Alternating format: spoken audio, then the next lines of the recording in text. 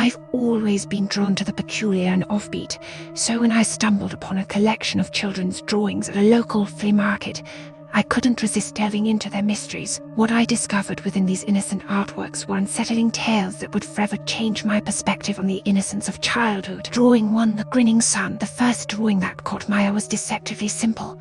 A bright yellow sun dominated the center of the page, its rays stretching outward like spindly fingers. But what set the drawing apart was the sun's face, a disturbing, white grin with sunken, malevolent eyes. The caption beneath read, "The happy sun that watches." At first glance, it appeared whimsical, yet something about the grin sent shivers down my spine. The eyes seemed to follow me as I moved, and the longer I stared, the more convinced I became that the sun was not just a passive observer. Backstory. Upon investigating, I learned that the artist, a young boy named Ethan, had drawn this during a particularly difficult time in his life.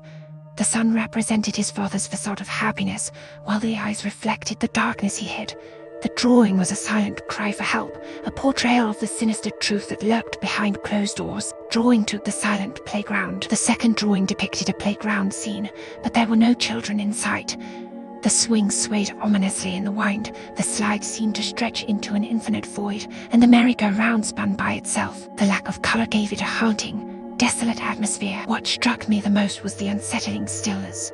The playground, meant to be a place of laughter and joy, now seemed frozen in a moment of eerie abandonment. Backstory. The artist, a girl named Lily, had experienced a traumatic event on that very playground. She had witnessed her best friend's sudden disappearance during a game of hide and seek. The memory haunted her, and the drawing was her attempt to capture the unsettling silence that had enveloped the scene that day. Drawing 3, the hollow family portrait. The third drawing was a family portrait, with a mother, father, and a child standing in front of a house, but their faces were featureless, mere outlines with no eyes, noses, or mouths.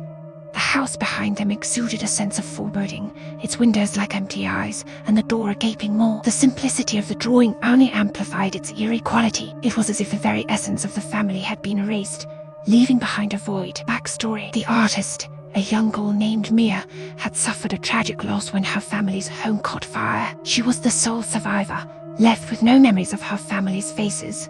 The drawing was her way of grappling with the emptiness she felt, a manifestation of the void left by their absence. Drawing the whispering woods. The final drawing portrayed a dense forest at night, the trees looming like giants. The details were astonishing. Every leaf, every branch, intricately etched. What caught my attention were the small, shadowy figures among the trees, their faces obscured by darkness. As I continued to study the drawing, I realized that the figures seemed to be whispering to each other, their bodies contorted in unnatural angles. Backstory. The artist, a boy named Oliver, had a recurring dream of wandering through a dark forest. In the dream, the trees whispered secrets that he could never remember upon waking. The drawing was an attempt to capture the uncanny sensation of the dream, the feeling that something waited just beyond the edge of understanding. In conclusion, these for seemingly innocent children's drawings held within them disturbing and poignant stories. Through their art, these young artists had channeled their fears, traumas, and unsettling experiences.